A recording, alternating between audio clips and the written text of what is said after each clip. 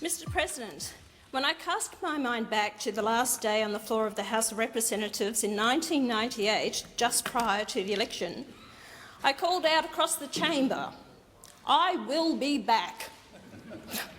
Those around me cried out, "No, you won't." My electorate boundaries were changed, forcing me to stand for a new seat of Blair. Also, with the introduction of full preferential voting, this cost me the seat. Although having polled 36% of the primary vote was not enough against Liberals' 21% and Labor's preferences delivering them the seat. It has taken numerous elections, countless legal battles, and doing a stint in maximum security on trumped-up charges, of which former Speaker Bronwyn Bishop stated, "I was Australia's first political prisoner," to find myself here. Some call it persistence and tenacity. My daughter describes it as a Johnny Farnham comeback. I call it standing up and fighting for what you believe in, and not allowing the bastards to grind you down. So to all my peers in this place and those from the past, I have two words for you. I'm back, but not alone. I cannot begin to express the pride and honour I have in being joined in this place by three of my colleagues. Senator Malcolm Roberts, also representing Queensland, New South Wales Senator Brian Burston, and Western Australia Senator Rod Cullerton, elected under Pauline Hanson's One Nation. As a strong, united team, I guarantee we will make a difference. Mr President, it has been 20 years and 4 days since I last delivered my first speech in this House. A speech that shook a nation, woke up many Australians, and gave hope to those who thought no one was listening. That speech was relevant then, and it is still relevant today. The problem is we have not had leaders with the foresight or the intestinal fortitude to cast aside political correctness. They have failed to discard old treaties and agreements that are not in our best interest and have signed new ones giving away our sovereignty, rights, jobs and democracy. Their push for globalisation, economic rationalism, free trade and ethnic diversity has seen our countries decline. This is due to foreign takeover of our land and assets, out-of-control debt, failing infrastructure, high unemployment or underemployment, and the destruction of our farming sector. Indiscriminate immigration and aggressive multiculturalism have caused crime to escalate and trust and social cohesion to decline. Too many Australians are afraid to walk alone at night in their neighbourhoods. Too many of us live in fear of terrorism. In my first speech in 1996, I said we were in danger of being swamped by Asians.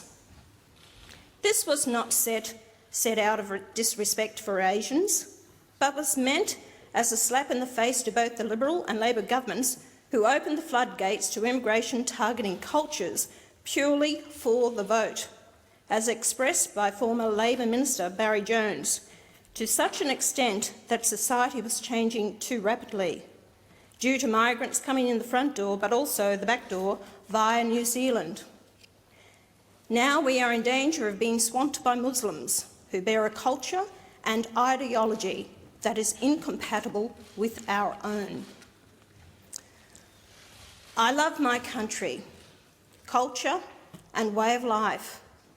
My pride and patriotism was instilled in me from an early age when I watched the Australian flag raised every morning at school and sang the national anthem. Watching our athletes compete on the world stage, proud to salute the Australian flag being raised to honour them as they took their place on podiums. It's about belonging, respect and commitment to fight for Australia. This will never be traded or given up for the mantras of diversity or tolerance. Australia had a national identity before federation, and it had nothing to do with diversity and everything to do with belonging. Tolerance has to be shown by those who come to this country for a new way of life. If you are not prepared to become Australian and give this country your undivided loyalty, obey our laws, respect our culture and way of life, then I suggest you go back where you came from. If it would be any help, I will take you to the airport and wave you goodbye with some sincere best wishes. Mr. President, Australia is predominantly a Christian country, but our government is secular. Our constitution prevents governments from imposing religious rule and teachings. The separation of church and state has become an essential component of our way of life, and anything that threatens that separation threatens our freedom. Australia has embraced migrants from all different races, making us one of the most multiracial nations on earth. Most have assimilated and are proud to call themselves Australians, accepting our culture, beliefs and laws. And I welcome them from the bottom of my heart. As they integrate and assimilate, the disruption caused by diversity diminishes. Why then has Islam and its teachings has had such an impact on Australia like no other religion? Islam sees itself as a theocracy. Islam does not believe in democracy, freedom of speech, freedom of the press, or freedom of assembly. It does not separate religion and politics. It is partly a religion, but much more than that. It has a political agenda that goes far outside the realm of religion. It regulates Muslims' social and domestic life, their legal system and politics, their total life. Australia is now seeing changes in suburbs predominantly Muslim. Tolerance towards other Australians is no longer the case. Our law courts are disrespected and prisons have become breeding grounds for Muslims to radicalise inmates. Muslims are imprisoned at almost 3 times the average rate. The rate of unemployed and public dependency is 2 to 3 times greater than the national average. Muslims are prominent in organised crime with associated violence and drug dealing. Antisocial behaviour is rampant, fuelled by hyper-masculine and misogynist culture. Multiple social surveys find that neighbourhoods of Muslim settlement are suffering from collapsing social cohesion and fear of crime. Australians in general are more fearful. Terrorism is not only seen around the world, but is now a part of our society, with Muslim refugees involved in the Lint cafe siege, the Curtis Chang murder in Sydney, and the stabbing of the 2 police officers in Melbourne. The Grand Mufti and other Muslim leaders are deafening with their silence or lack of sympathy. Radicalisation is happening on our streets, suburbs, in mosques, yet our leaders continue to tell us to be tolerant and embrace the good Muslims. But how should we tell the difference? There is no sign saying good Muslim or bad Muslim. How many lives will be lost or destroyed trying to determine who is good and who is bad? Many more Australian Muslims have volunteered or tried to volunteer to fight for ISIS than we have in our own Defence Force. ASIO has over 500 known terrorist suspects under surveillance. Civil tensions are on the rise across the country, led by Australians feeling the impact of Islam in their lives and distaste for its beliefs. Their tolerance to our customs has seen Christmas carols no longer sung at some schools and Bibles not to be found in most hospitals. Some public swimming baths have times set aside for Muslim women only, and driver's licences are obtained by Muslim women wearing the burka and niqab. Prayer rooms are no longer provided in universities, hospitals, schools, airports and shopping centres to accommodate Muslims. Halal certification tax has been forced upon us, costing Australians approximately $10 million a year. Halal certification is not a religious requirement, but a money-making racket. and certification is unnecessary for Muslims' welfare because non-halal products can be consumed provided the word Bismillah is said over the food and a prayer is recited. Muslims want to see Sharia law introduced in Australia. This law is the totalitarian civil code which prescribes harsh feudal rules imposed on everything, firstly for Muslims, later from everyone. As long as Islam is considered a religion, Sharia conflicts will with our secular state. Islam cannot have a significant presence in Australia if we are to live in an open, secular and cohesive society. Never before in Australia's history have we seen civil unrest and terror associated with a so-called religion or from followers of that faith. We have seen the destruction it is causing around the world. If we don't make changes now, there will be no hope in the future. Have no doubt that we will be living under Sharia law and treated as second-class citizens with second-class rights if we keep heading down the path with the attitude, "She'll be right, mate." Therefore, I call for stopping further Muslim immigration and banning the burqa as they have done in many countries around the world. Burqas are not a religious requirement. Most Australians find them confronting, as did two of our former Prime Ministers. I am sure a lot of the women forced to wear them would love to cast them aside, but live in fear to do so. In addition, no more mosques or schools should be built, and those that already exist should be monitored with regards to what they are teaching until the present crisis is over. Sharia law should not be acknowledged or allowed, and Australian companies should be banned from paying for halal certification.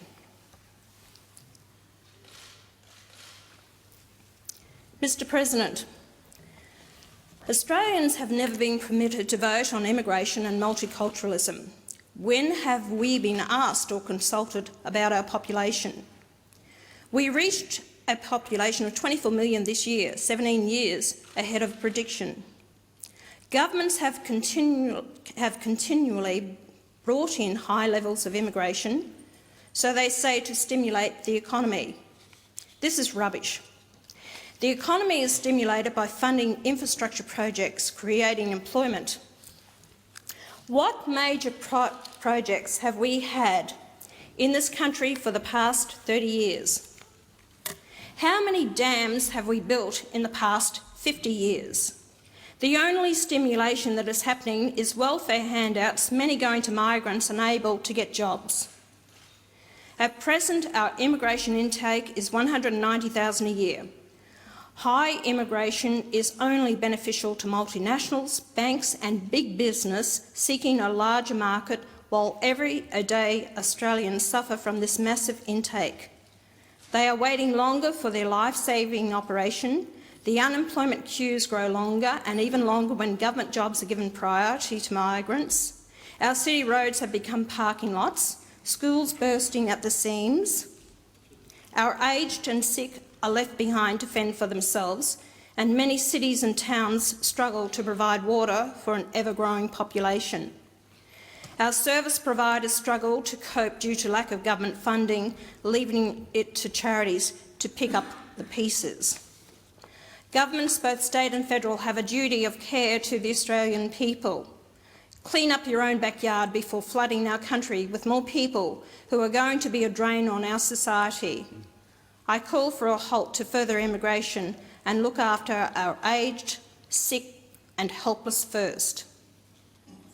Mr. President, foreign investment and foreign ownership is a great concern. The government finally released its Register of Foreign Ownership, which reveals that foreign interests own 13.6% of Australia's farmland.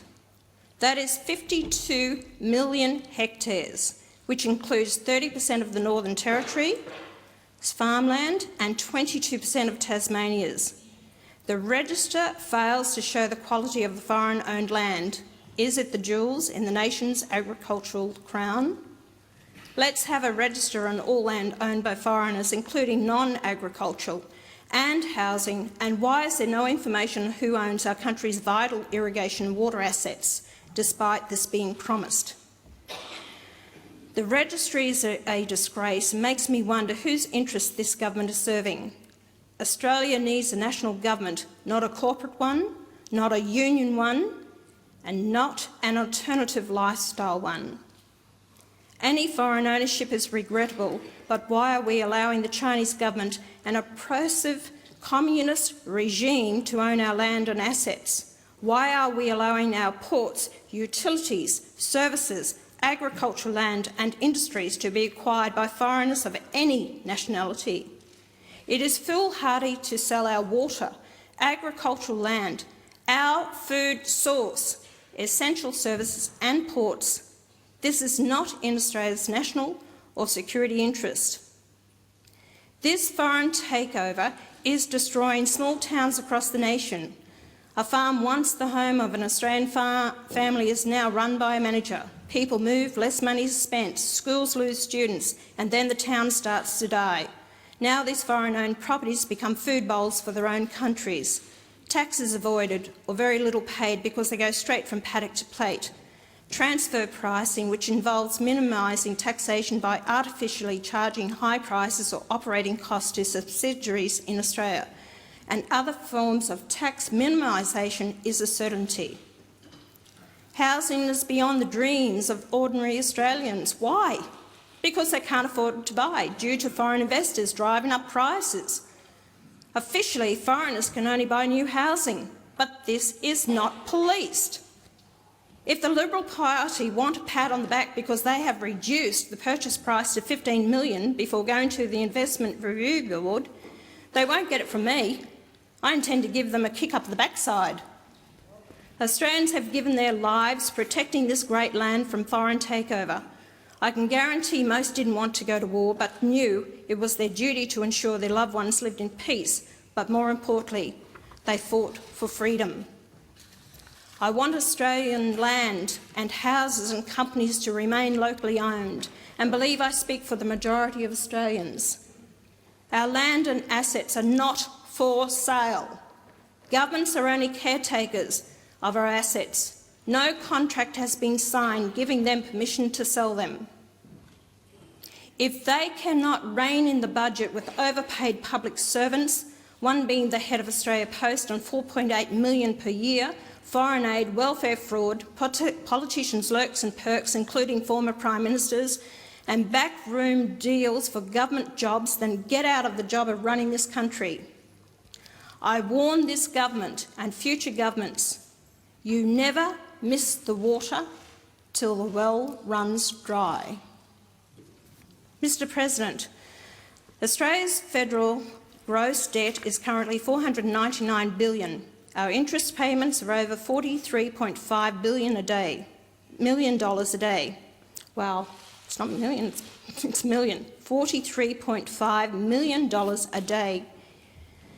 Out of control government spending, mismanagement of taxpayers' dollars, multinationals not paying their share of tax, and welfare that was introduced to provide for the aged and sick, or as a helping hand to those going through tough times, has now become a way of life for some, and abused and rorted by others. Welfare costs the Australian taxpayer approximately $158 billion a year and is expected to rise to $191 billion by 2019-20. Nearly one half of our budget is spent on welfare. This is out of control and must be reined in. Farmers are screaming out for workers, and small businesses have difficulty in finding people who want to work. Welfare is not a right unless you are aged or sick. It is a privilege paid for by hard-working Australians. I support the government in wanting to stop school leavers going immediately onto welfare. What message are we sending them? Teach them how to apply for a job, rather than encouraging them to become dependent on money they have not earned or worked for. Then we have the single mums having more children just to maintain their welfare payments, and Muslim men marrying multiple wives under their laws, then having multiple children at our expense while they collect thousands of dollars a week from the taxpayer. How many have ever held a job?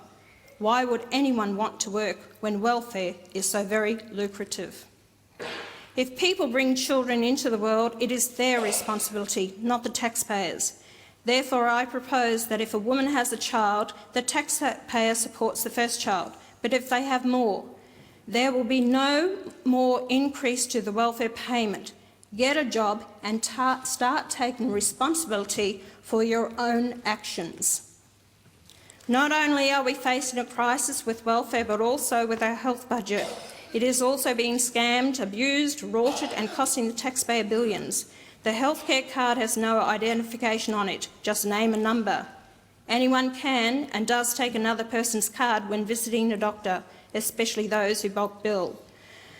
Prescriptions are collected at a cost to the taxpayer if the card holder is on welfare. Overseas tourists, illegals and those not entitled to Medicare use their families' or friends' cards. Let me give an example. One tourist visiting family fell sick, went to the doctor, used his cousin's Medicare card, ended up in hospital and died. The owner of the card had to admit it was not he. What happened, you ask?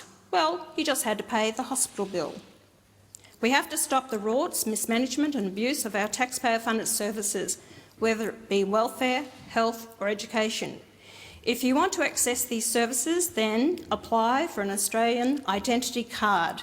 You must prove you are entitled to apply for the card on a point system. There shouldn't be any complaints because applying for a $30 mobile phone plan is the same, so I won't accept do-gooders complaining about people's privacy. The card will have an identification chip, a photo and electronic fingerprint. If we are ever going to pull back our deficit, we must stop the thieves. If you are not prepared to apply for the card, that is your choice, but expect to pay full price for doctors, prescriptions and no more welfare handouts will be coming your way. Mr President, family law would be the most discriminate, biased and unworkable policy in this country. I referred to it in my maiden speech 20 years ago, and still nothing has changed. If anything, it's worse. As a nation, we should hang our heads in shame when, on average, 3 men suicide a day and occasionally a woman due to family breakdowns. The whole system is unworkable and is in desperate need of change. Children are used as pawns in custody battles where women make frivolous claims and believe they have the sole right to the children. Children have 2 parents, and until we treat mums and dads with the same courtesy and rights, we will continue to see murders due to sheer frustration, depression and mental illness caused by this unworkable scheme. Suicide is the only way out for those who feel there is no hope. After facing years of costly legal battles, their lives destroyed and the pain of missing their children is the reason many end up in a state of depression caused by the trauma and, in some cases, the blatant vindictiveness from former partners. Child support is another contentious issue and should be revised. Some parents are left caring and providing for children without any financial help from the other parent. Others refuse to work so they don't have to pay child support. The system needs to be balanced, taking in the age of the child on a sliding scale, and both parents' income should be taken into account. Non-custodial parents find it hard to restart their lives with excessive child support payments that see their former partners live a very comfortable life.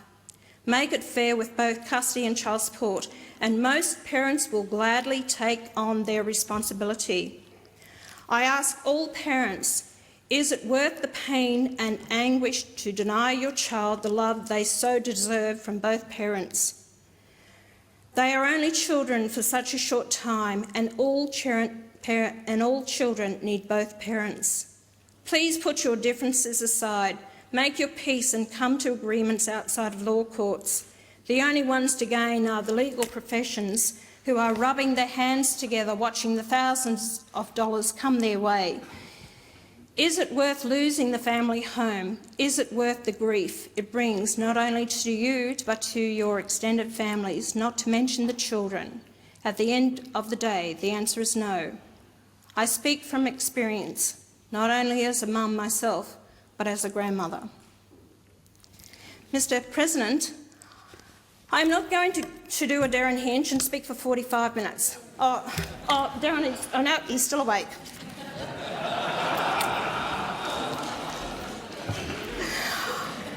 I have a lot more to say, but I've got 6 years in this place. Darren, sorry, you only had 3. So there will be plenty of time. Oh, I can feel the Greens cringing. No, they've left. And squirming in their seats at that thought. But I could possibly be here for 6 years. In closing, I will finish on this note. Very few of us ever travel or journey alone, and nor should we. Our loved ones and friends we have accumulated along the way are an integral part of who we are. 3 of my children are here today. They have been with me every step of the way, sharing my triumphs and battles, my high points and the lowest in my life. I didn't know my life was going to be such a roller coaster of a ride. I love you with all my heart. But I hate to tell you guys, it's not over yet. Buckle up. There are those who kept the political party I launched in 1997 alive for 13 years after I left in 2002 till I came back in November 2014. Special thanks to Ian Nelson for never giving up and asking me to come back and lead the party. James Ashby is a man I have the utmost respect and admiration for. Like myself, the establishment has also kicked him about unfairly. Your dedication and hard work beside me was a clincher that saw me win not only my seat but also the other senators. With deep appreciation and sincerity, thank you. Thanks to Sarah Berwick. You took on a task unbeknown to you, from performing as a professional violinist to running a political office and campaigns. You have been invaluable. A couple of strangers came along at the right time, helped me spread my wings, giving me the support and assistance I needed that sees me standing on this floor today. They are no longer strangers but dear friends. Welcome at home any time for another lamb roast. Thank you, Bill and Renata. As I said earlier, I was in prison in 2003 for 3 years, held in maximum security on electoral fraud charges. My sentence was quashed on appeal after 11 weeks. If it wasn't for my sister Judy and brother Peter fighting for my freedom and justice, and Alan Jones, along with approximately 90% of Australians who believed I was wrongly imprisoned, I would have been behind bars for 3 years. My father always said, politics is a dirty game. I was one of 7 children and the quiet one of the family, believe it or not. Believe me, you are lucky to have me here and not the rest of the second clan. We come from a breed of Australians taught values, morals, honesty, the work ethic and common sense, something very much lacking today. I will never take my position as Senator in this place for granted, nor should I. To the people of Queensland and Australia who voted for me and my party, thank you. You have given me a great honour. Now it is up to me to prove my worth to you. I can guarantee Pauline Hanson is a name that carries with it independence, honesty, assurance, quality and reliability, something the Chinese can never buy, and halal snack packs never provided. Isn't that right, Sam? Mr. President and my fellow senators, thank you for your indulgence. We may not agree on everything, but we need to work together for the future of our country and its people. I look forward to working with each and one of you, including the Greens, if you are prepared to see this country prosper rather than shut it down. Thank you.